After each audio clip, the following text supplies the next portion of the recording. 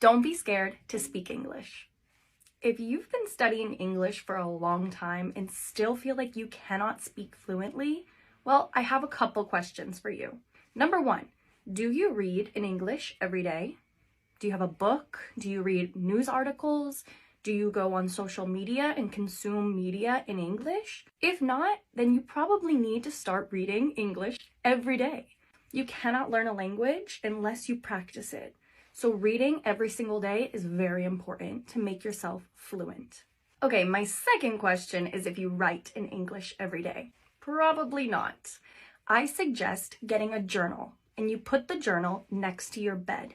Every morning or every night, or both, preferably both, you write down things you need to do during the day, like a to-do list, or you write down at the end of the day what you did. This way you're able to practice. You're able to practice your past tense verbs if you explain what you did during the day, and your future tense verbs, things you will do throughout the day.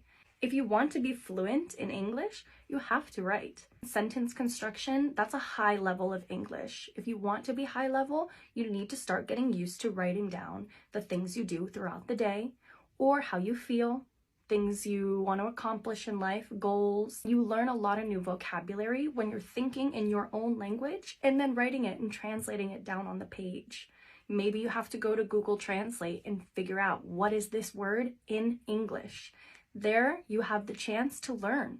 You have the chance to discover new and exciting vocabulary that's relevant to you.